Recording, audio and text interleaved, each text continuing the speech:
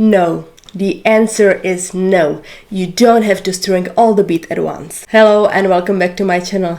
I'm often asked if it's necessary to string all the beads at once if you are crocheting bead ropes or some other things. So I thought I would make a separate video about it and show you how I do it. So, like I said, you don't have to string all the beads at once. If we have a bigger project, it would be very uncomfortable. We'd have to constantly move a large number of beads along the thread. Plus, it puts a lot of mechanical stress on the thread and could break it over time. Plus, for really big projects, we don't just need one ball of thread. Sometimes we need two or more, so that would be impossible. Also, sometimes we have a knot in the thread or it breaks and we just have to tie a new one. So how do we do it? If we have a crochet rope where the pattern repeats over and over again, we can only thread one repetition of the pattern on the thread. I think this number of beads you see here is such an adequate amount that we can crochet at one time without going crazy about moving a large number of beads on the thread. That's almost 700 beads, which is about 46 rows of beads for this rope, which has 15 beads per row. I'm rounding up a little bit. No need to deal with exact numbers here. In reality, then, this one repeat of the pattern measures about 7.6 centimeters when I use Toho round bead size 11. Of course, this length may vary for each of you. It depends on how tight you tighten the loops, what your crochet style is, but roughly you will be around this number. So I'll just string this whole one repeat of the pattern.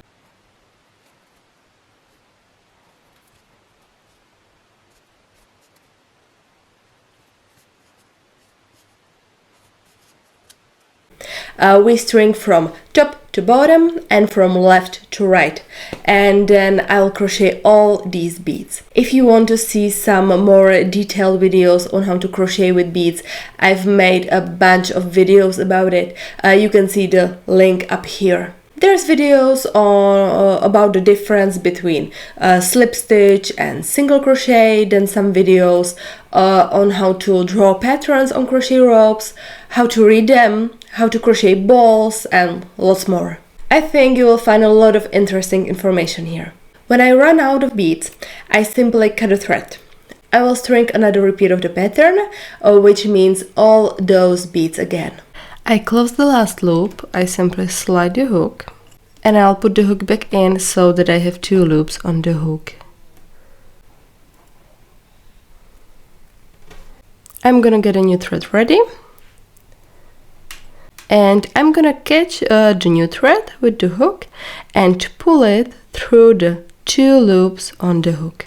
And I can continue as if this new thread was the old one.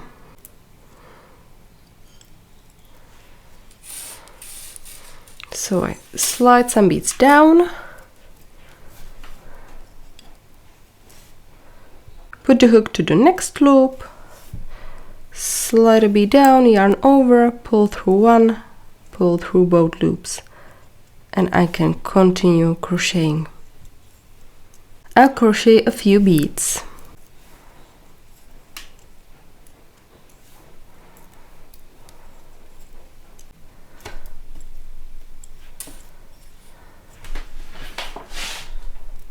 And then from under here, I'll put the hook in the loop and pull the loose thread in. I tie both threads in a knot.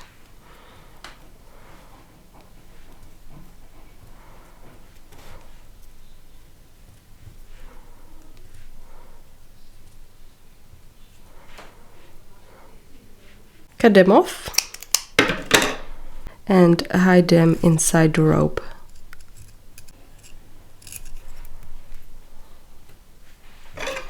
And I can basically string new threads endlessly like this. I'll do the same thing if the thread breaks, or I have to cut it off for a knot, or I make a mistake in the pattern and I need to fix the bead stringing. If we have a much longer pattern, we do it a little differently. I can divide it into 2 or more parts.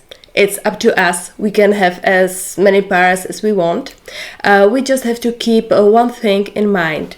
We string beads from top to bottom, left to right, but we crochet from bottom to top, right to left. In practice, what this means for us in this. I'm going to divide this pattern into 2 parts. That means I will string the second part first. Normally from top to bottom and left to right. I crocheted it. Then I string on this first part, also from top to bottom and left to right, and crocheted it. Logically, when you string the beads from top to bottom and left to right, the last bead you string here is this one.